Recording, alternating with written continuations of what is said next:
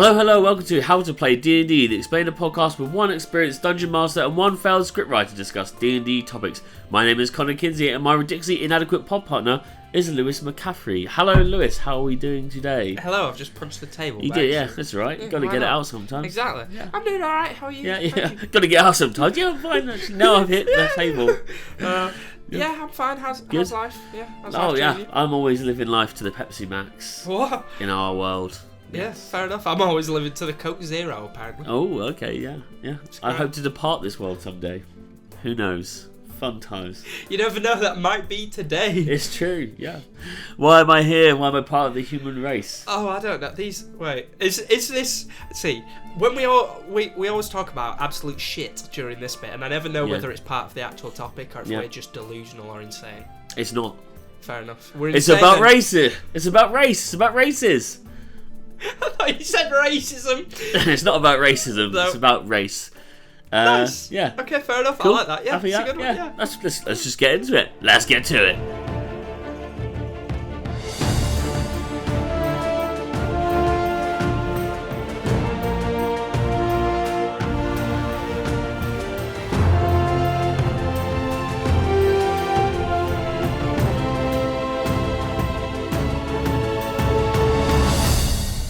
Okay, so today's episode is on races. There are many races in D&D. There are many races. I'm keeping that in, actually. I like that. There are many races in D&D, from humans and cat people to space plasma and angels. D&D has it all, even for you furries. Very much for you furries, I would say. Yeah. Yeah, lots of tail stuff. I mean, tail stuff, yep.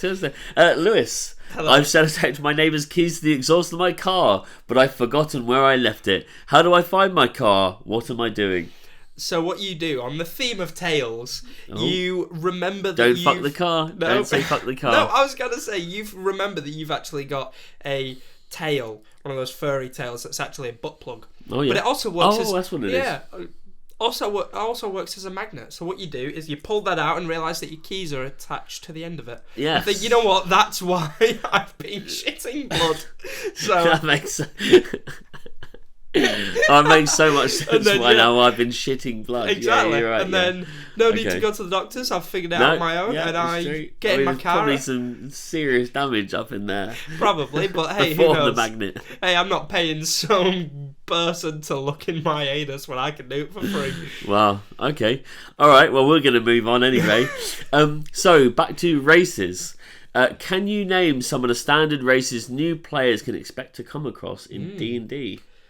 You don't have to name all of them. There's loads. There are loads. First, obviously, standard races. Yeah, human. Standard. Human. That's okay. what you're gonna That's find us. That's me. That is him. Sometimes you, depending on what if England have lost. If you're furry or not, or that. Yeah. There's that. The typical three, I'd say, are probably all the common ones with any fantasy theme, which is human, elves, dwarves. They're the more common ones. But in terms of your party, what you might see, dragonborns, because they're cool. If there is anyone bisexual playing in your game, you will find a tiefling. They will be a tiefling. Anyone who's bisexual, any girl daddy issues, I'd say. Yeah. Any boy who also wants daddy issues. Yeah. Who's looking for that. Exactly. They're tieflings. There's something for everyone. Exactly. If you don't have problems, you can look for them. Yeah. D&D will help you create them or figure them out.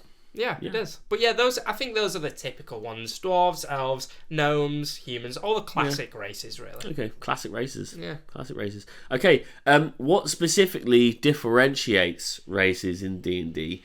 Can you kind of I said specifically, but can you name a couple of concepts that breaks us, separates people? So you've got, I think there's probably 2 categories with this, maybe 3.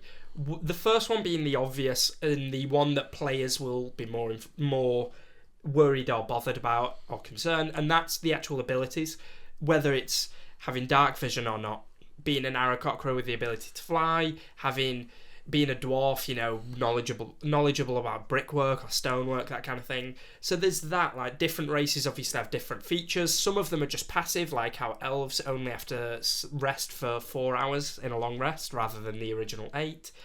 And then on the other side, there's more of the roleplay aspect. So let's say if you're going into a campaign that you know is purely human elf dwarf, and you go in as a Goliath or as an Azamir, then you know that you're going to be not singled out, but you're going to get some odd looks during that. Racism does exist in D&D. It does. It genuinely does. It sounds like we're always making a joke, but it genuinely does. And sometimes it makes, obviously it's never nice, but it makes complete sense to that realism fleshing parts out of some people may never have come across each other and they're hostile. I think, in my games, slightly off topic, but not as well, on the theme of the difference between races and racism in D&D, racism will almost always be a part of my games in some way, not because I'm racist, but because... There goes our podcast. Yep. No, it's... For me, D&D will almost, not always, but almost always have that sense of gritty realism. Yeah. And unfortunately, racism is a thing in real life, so it is in my D&D games. And that's not to say you're going to be enslaved or anything, but that's more if you're in a town of elves and they're all pompous pricks, then you going in as a dwarf or as a dragonborn, they may look at you as an outsider. They'll treat you differently. Yeah, exactly. Treat you differently. Okay, where are we? Is picking a specific race important to have a good time? To have a good time, no, I don't think so. But to have a more tailored time to your character, I'd say yes. Yeah. One, because it can go into your backstory. Another, because, like I said, it might give you some features, even the passive ones that you need or that you want to build the perfect character for you. But also just, I think if you're going to actually think about your race and pick something specific, it'll allow you to connect with that character more than if you just said, I don't know what to play, I'll play a human. We're humans in real life, dude. Don't be boring. Right? Always play a human. Yeah. Always play a human. Not always, but most of the time. Yeah. What do you think? Do you think it's more important to pick something specifically pick or anything you want to have fun with? Pick anything you want to have fun with. Simple as that.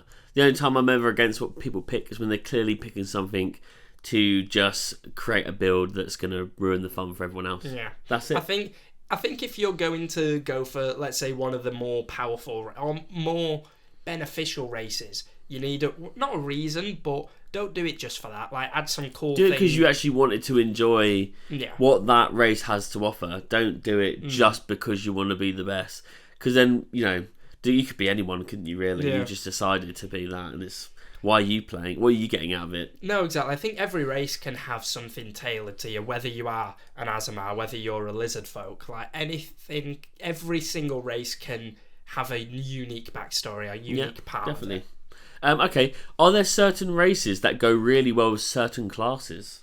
Oh, definitely. I think, as well, if you're not going for Tasha's ruling for races, which for those that aren't familiar, it's basically a rule that states that you can put your racial modifiers into anything. So, for example, a half-elf might get +1 to their charisma, but that Tasha's ruling for races says that you can put that +1 to charisma and strength if you want to, and it's more about your background. So if you're ignoring that, then 100%. If you're going to play a bard, you want something with a plus in charisma. But not just that, you might need the healing abilities or the dark vision, or again, it goes back to the traits. You may need that to bolster your class, but it's not needed. You can, so, for example, the usual one is like a half-orc barbarian. You're always going to see them together. If people say they're going to play a barbarian, they're probably playing a half-orc. We've got two of them. There we go. If they say they're going to play a half-orc, you're probably going to know they're going to pick a barbarian. Yeah. So it says there are definitely half-elves that are usually wizards, sorry. There you go. That kind of thing. What else do we have? Tieflings, often rogues or bards. Rogue or bard, yeah. Yeah, there we go. So humans, often anything, but... Githyanki monks. Yeah, Githyanki monks. Sorry, Humans are fighters most of the time, but they're a bit more open to anything. Yeah. So, there are ones which are beneficial, but that's not to say do them. Do whatever you want. Always do whatever you want, as long as it's fun. Okay, not illegal. Last, yes. And if you do something illegal, don't get caught. Yeah. That's our actual... trademark strap line underneath our podcast name. Beautiful. Could you give listeners a race to try out that they wouldn't usually think about playing, and why? This is our last question. Ooh, okay. Yep. Oh yeah. That's a difficult one, to be honest. So there are a few, like, we've obviously encountered, like grungs, people like that, like races like that. Hello, frog Kuatoas. people. Any race that seems pathetic, because grungs do seem pathetic. The frog people. They do have benefits, and give it a try. You might like it. Even stuff fun. like furbolgs, they can be really useful, but you don't see them often. That's not to say no one plays them, but kind of just go with what you want. Try new things out. Yeah. New things out. If you're doing one shots, if you're doing sessions that aren't continuous like a campaign, then why not try something new every time? Yeah. That's what I'd say. The thing is, your race as well is not the be all and end all of your character. Yeah, it might be a very large part of it, but if you're playing a campaign and you're 50 sessions into it, then your race probably won't matter much. The relationship you've built with that character and as that character, that is what will matter the most. One character concept I want someone to try if they haven't already, and I really want to try it. It's probably been done, or you can't do it, I don't know. But a Warforged Druid. Okay. And I really like the idea. You can get those. Yeah, whenever you wild shape into a bear, for example, you just become a mechanized bear. Yep, that's the thing. I like it. Yep, go with what you want. And obviously, if you do try something new and you like it or don't like it, let us know. Yeah, in fact, do let us know. Put in the posts in the comments for this post. That's not the right way to put that. I don't know. For this post, whatever post, feel free to comment, whether you're watching that on YouTube or Spotify or wherever else, and tell us what your favourite race is and the build that you make out of it. Yeah. Do you have any examples of races? No, I've got 20 different character sheets on the go. No, most of them. I mean, I'm always DMing, so I haven't had anything that I've played yet that I go, this is the one. Yeah. This is the one.